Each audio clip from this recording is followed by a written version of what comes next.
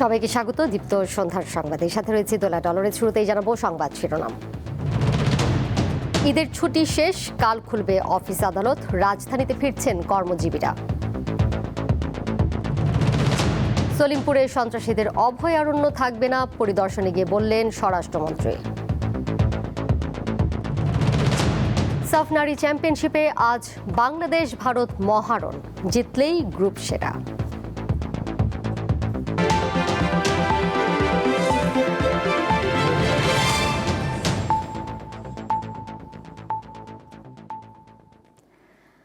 আজ শেষ হচ্ছে ঈদের 7 দিনের ছুটি। কাল খুলবে সরকারি বেসরকারি অফিস ও প্রতিষ্ঠান। ফলে সকাল থেকে রাজধানীর রেল স্টেশন এবং বাস ও লঞ্চ টার্মিনালে যাত্রীর চাপ বাড়তে থাকে। অতিরিক্ত যাত্রীর কারণে কাউকে কাউকে কিছুটা ভোগান্তিতে পড়তে হয়। পবিত্র ঈদ উল আজহা উপলক্ষে টানা 7 দিনের ছুটি শেষ। সোমবার থেকে খুলবে অফিস আদালত, ব্যাংক, বিমা সহ সরকারি বেসরকারি সব প্রতিষ্ঠান। তাই রবিবার ভোর থেকে ঢাকায় ফিরতে শুরু করেছেন কর্মজীবীরা। রাজধানীর বিভিন্ন প্রবেশপথ আর বাস টার্মিনালে বাড়তে থাকে যানবাহন ও যাত্রীর চাপ। যানজট পাইনি, আমরা স্মুথলি আসছি এবং 4.5 ঘন্টার মধ্যে চলে আসছে। তবে এখনো ছুটিতে আসে, সেক্ষেত্রে তারা এখন অনেক কম আসে জ্যাম। ট্রেনে ফেরা যাত্রীদের ভিড়ে সকাল থেকে সরগরম কমলাপুর রেলওয়ে স্টেশন। ফিরতি যাত্রা স্বস্তিদায়ক হওয়ায় সন্তোষ প্রকাশ করেন বেশিরভাগ যাত্রী। 6 ঘন্টার টাইম, 5 ঘন্টা আসছি, আর আমি আসছি চাপাই থেকে ঢাকা। ঈদের জার্নিটা খুব ভালো ছিল, আলহামদুলিল্লাহ কোনো ভোগান্তির মুখে পড়তে হয়নি। টিকিট ছাড়া যাত্রী উঠেনি, বেশ ভালোভাবে আসা হয়েছে। কয়েকটি ট্রেন নির্ধারিত সময়ে ছাড়লেও ঢাকায় পৌঁছেছে দেরিতে। অতিরিক্ত যাত্রীর ভিড়ে ভোগান্তির অভিযোগ করেন কেউ কেউ। 45-1 ঘন্টা এরকম সময় লেগে গেছিল, তো সম্ভবত ক্রসিং একটু প্রবলেম হয়েছিল। ট্রেনের সংখ্যা তো কম, তাই একটু যাত্রী উপচে পড়া ভিড় আর কি। নর্মালি তো এনে আসে আরো আধা ঘন্টা আগে আসে, তো আধা ঘন্টা লেট হয়ে গেছে। এক স্টেশন থেকে যাত্রী উঠতে যেমন সময় লাগে, নামতেও সেরকম সময় লাগে। আমরা যাত্রী নিরাপত্তার কথাটা সর্বপ্রথম বিবেচনা করি। সেই কথা বিবেচনা করে হয়তো কিছুটা ট্রেন বিলম্ব হচ্ছে, সেটা কিন্তু শিডিউল বিপর্যয় না। সর্বোচ্চ মনে হয় একটা ট্রেন মনে হয় 1 ঘন্টা 50 মিনিট রংপুর লেট গেলে। ঈদের আনন্দ ঘন সময় পেছনে ফেলে জীবিকার টানে মানুষ আবারও ফিরতে শুরু করেছে কর্মস্থলে। আর এই ফেরার মধ্য দিয়ে রাজধানী ঢাকা আবারও ফিরে পেতে শুরু করেছে তার চিরচেনা ছন্দ ও ব্যস্ততা। শিউলি শবনম, দীপ্ত সংবাদ, ঢাকা। দেশের মানুষ যে প্রত্যাশায় বিএনপিকে সমর্থন দিয়েছে, সেই প্রত্যাশা পূরণ হলেই সরকার সফল হবে বলে মন্তব্য করেছেন প্রধানমন্ত্রী তারেক রহমান। শহীদ প্রেসিডেন্ট জিয়াউর রহমানের 45তম শাহাদাত বার্ষিক উপলক্ষে বিকেলে রাজধানীর ফার্মগেটে কৃষিবিদ ইনস্টিটিউশনে বিএনপি আয়োজিত আলোচনা সভায় কথা বলেন তিনি। প্রধানমন্ত্রী আরও বলেন, জনগণের অধিকার ও জাতীয় ঐক্য প্রতিষ্ঠায় কাজ করেছেন জিয়াউর রহমান। সততা, দেশপ্রেম ও দায়িত্ববোধ ছিল তার জীবনের মূল আদর্শ। জনগণকে সাথে নিয়ে সেই আদর্শ বাস্তবায়নে কাজ করবে সরকার।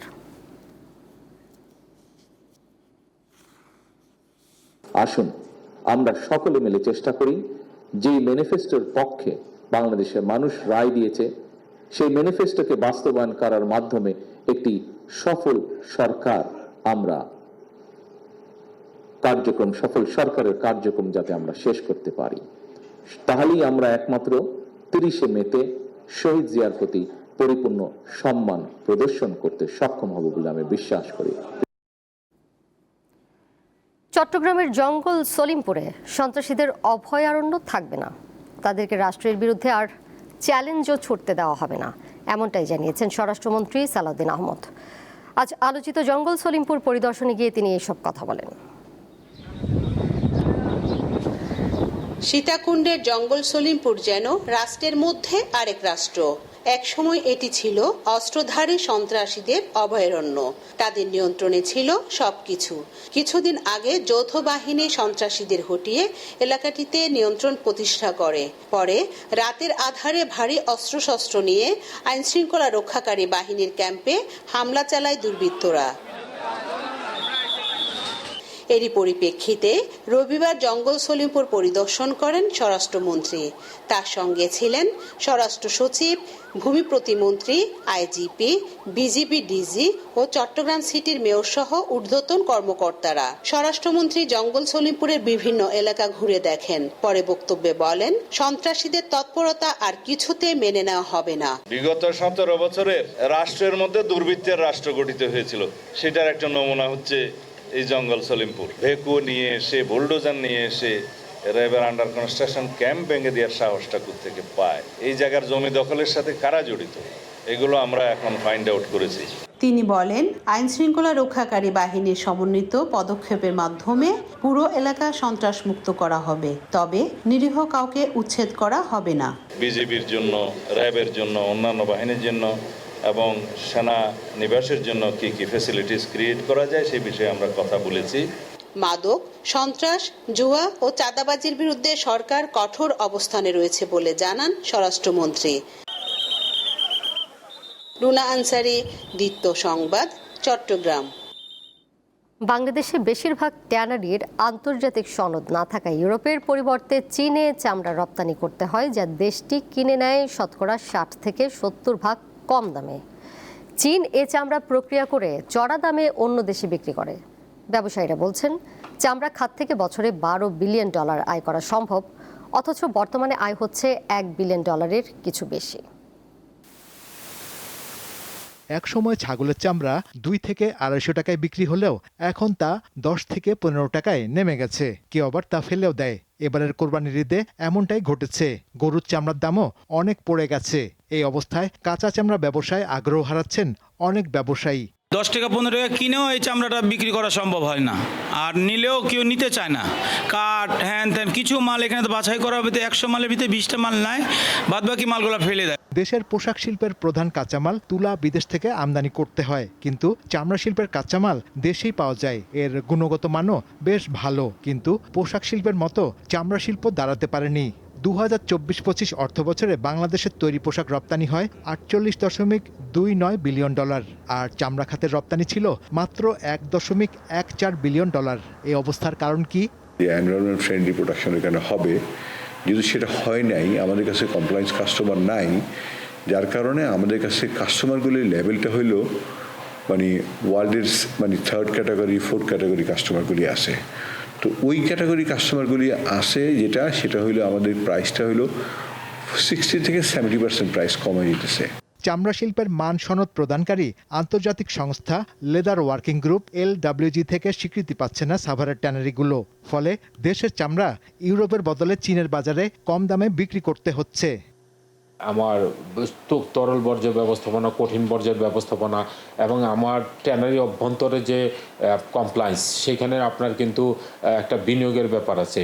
বাংলাদেশের মাত্র 6টি ট্যানারির আন্তর্জাতিক মানদণ্ডের সনদ রয়েছে। ভারতে এ সংখ্যা 139, চীনে 103 আর ইটালিতে 68। তৈরি পোশাক খাতের পরে চামড়া শিল্পের ব্যাপক সম্ভাবনার কথা জানাচ্ছেন শিল্প মালিকরা। বিশেষ করে শতভাগ দেশীয় উন্নত মানের চামড়া, বিশাল বৈশ্বিক বাজার, ক্রমাগত রপ্তানি বৃদ্ধি আর দেশের সস্তা শ্রম বাজার, সব মিলিয়ে চামড়া ও চামড়াজাতের পণ্য রপ্তানি শিগগিরই $5 বিলিয়ন উন্নীত করা কঠিন হবে না বলে মত খাত সংশ্লিষ্টদের। শাহরিয়ার ইমন, দীপ্ত সংবাদ, ঢাকা। ঈদের ছুটিতে বিভিন্ন কেন্দ্রে ভিড় করছেন রাজধানীবাসী। আগারগাঁওয়ে বিমান জাদুঘরে এই মুহূর্তে রয়েছেন সহকর্মী আলওয়ান খান, সেখান থেকে সরাসরি যুক্ত হয়েছেন তিনি। আলওয়ান, বিমান জাদুঘরে এই মুহূর্তে দর্শনার্থীদের সমাগম সেখানে কেমন দেখছেন, এবং এখানে তাদের মূল আকর্ষণের জায়গা আসলে কোনটি, কি বলছেন তারা?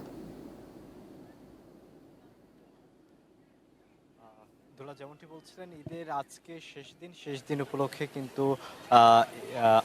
রাজধানীর আগারগাঁওয়ে সামরিক জাদুঘরে আমরা দেখতে পাচ্ছি বেশ দর্শনার্থীর ভিড় আমরা দেখতে পাচ্ছি। এবং তাদের আকর্ষণের কথা যদি বলতে চাই, এখানে বিমান জাদুঘরের আকর্ষণ কিন্তু বিমান এবং সামরিক হেলিকপ্টারগুলো, যে হেলিকপ্টারগুলো ব্যবহৃত হওয়ার পরে এখানে এখানে আনা হয়েছে এবং সেগুলোতে কিন্তু দর্শনার্থীরা উঠছে, বিভিন্ন রাইডে তারা চড়ছে। আমি এখানের কথা যদি বলি, শুধু বিমান নয়, এখানে আমরা বিভিন্ন রাইড দেখছি, বি ক্ল্যাম্পিং এবং হচ্ছে স্লাইড ক্যাম্পিংয়ের মতো ভয়ঙ্কর ভয়ঙ্কর রাইডগুলো এখানে আছে এবং এই দর্শনার্থীরা কিন্তু এই বিভিন্ন ধরনের রাইডগুলো ঘুরে ঘুরে দেখছে। তবে এখানে যদি বলতে হয় সবচেয়ে বেশি আকর্ষণ কিন্তু এই বিমানগুলো। আমার পিছনে যদি দেখাতে চাই, এখানেও কিন্তু দেখতে পাচ্ছেন যে বিমানে চড়তেছে একটি ফ্যামিলি। তারা বিমানে ঈদের এই সময়টা, ছুটির সময়টা তারা উপভোগ করার চেষ্টা করছে। দোলা, এই ছিল। আলমান, আপনাকে ধন্যবাদ।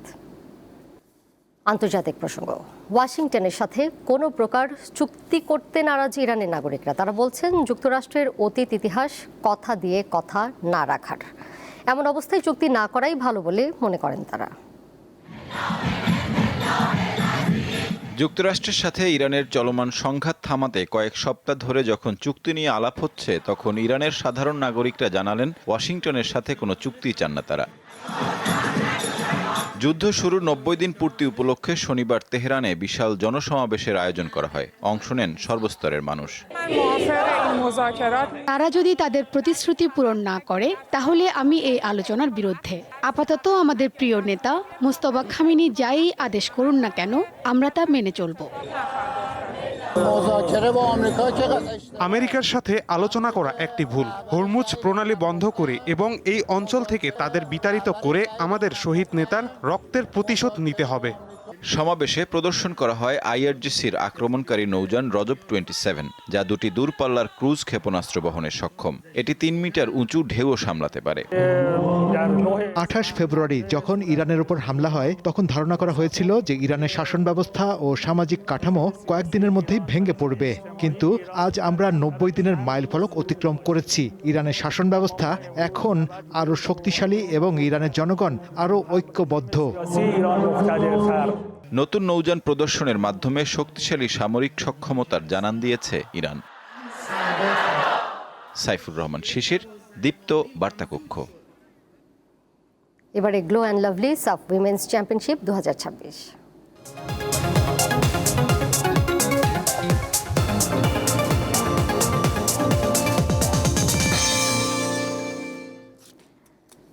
সাফ নারী ফুটবল চ্যাম্পিয়নশিপে আজ বাংলাদেশ ভারত মহারণ। সেমিফাইনাল নিশ্চিত করা দুই দলের সামনেই এখন লক্ষ্য গ্রুপ সেরা হওয়ার। ভারতের গোয়ায় জওহরলাল নেহরু ফরতুদ স্টেডিয়ামে খেলা শুরু হবে ঢাকার সময় রাত 8টায়। দুই দলই প্রথম ম্যাচ জিতে সেমিফাইনাল নিশ্চিত করায় ম্যাচটি মূলত এখন গ্রুপ সেরা হওয়ার লড়াই। গ্রুপ চ্যাম্পিয়ন হতে হলে বাংলাদেশকে আজ অবশ্যই জিততে হবে ভারতের বিপক্ষে, আর ভারতের জন্য ড্র করলেই চলবে।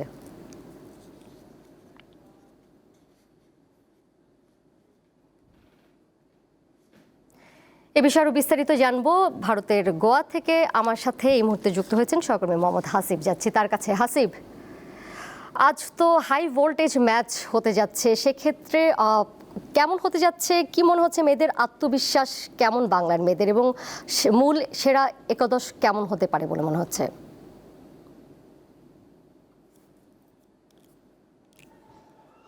আব্দুল্লাহ, বিষয়টা হচ্ছে যে এটি বাংলাদেশের বি গ্রুপের শেষ ম্যাচ। প্রথম ম্যাচে বাংলাদেশ মালদ্বীপকে 4-2 গোলে হারিয়েছে। আজকে ম্যাচটি বাংলাদেশের জন্য এমন একটি ম্যাচ, যে ম্যাচটি যদি বাংলাদেশ জিতে তাহলে গ্রুপ চ্যাম্পিয়ন হবে এবং প্রতিপক্ষ হিসাবে ভুটানকে পাবে। আর যদি বাংলাদেশ আজকে ম্যাচটি হেরে যায় তাহলে প্রতিপক্ষ গ্রুপ রানার্স আপ হয়ে প্রতিপক্ষ হিসাবে নেপালকে তারা পাবে, এমন একটি পরিসংখ্যান। তবে বাংলাদেশ খুব করে চাচ্ছে যে প্রতিপক্ষ যেই হোক না কেন সেটি তাদের কাছে কোনো বিষয় না হলেও তারা বাংলাদেশের একটা ইচ্ছা হচ্ছে যে অ্যাটলিস্ট ভুটানকে যেন তারা প্রতিপক্ষ হিসাবে যায়। কারণ হচ্ছে যে লক্ষ্যটা যেহেতু আমাদের বাংলাদেশ দলের তৃতীয়বারের মতো সাফ জেতা, সেই সুযোগটা আসলে তারা কোনোভাবে হারাতে যাচ্ছে না।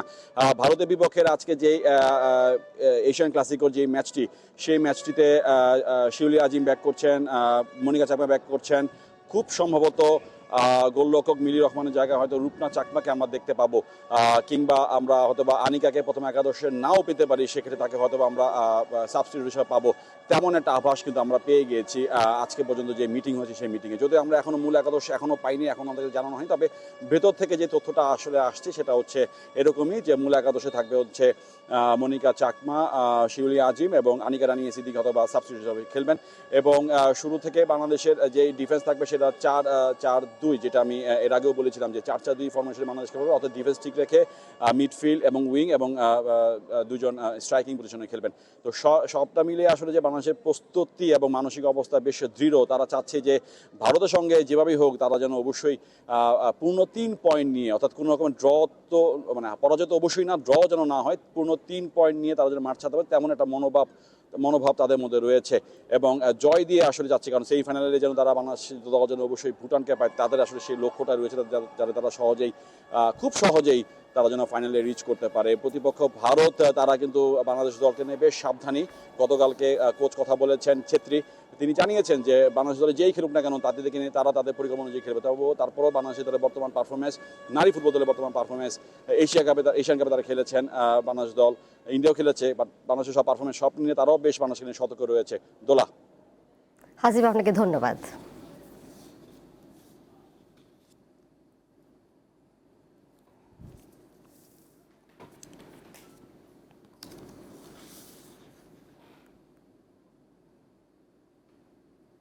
এর সাথে শেষ করব দীপ্ত সন্ধ্যার সংবাদ। যাবার আগে শিরোনামগুলো জানিয়ে দিব আরও একবার। ঈদের ছুটি শেষ, কাল খুলবে অফিস আদালত, রাজধানীতে ফিরছেন কর্মজীবীরা। সলিমপুরে সন্ত্রাসীদের অভয়ারণ্য থাকবে না, পরিদর্শনে গিয়ে বললেন স্বরাষ্ট্রমন্ত্রী। সাফ নারী চ্যাম্পিয়নশিপে আজ বাংলাদেশ ভারত মহারণ, জিতলেই গ্রুপ সেরা।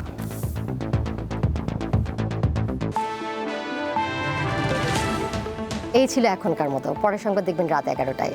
এছাড়াও আরও তথ্য এবং বিনোদনের নানা খবরাখবর জানতে যুক্ত থাকুন দীপ্ত ডিজিটাল প্ল্যাটফর্মে। সবাইকে ধন্যবাদ এতক্ষণ সাথে থাকার জন্য।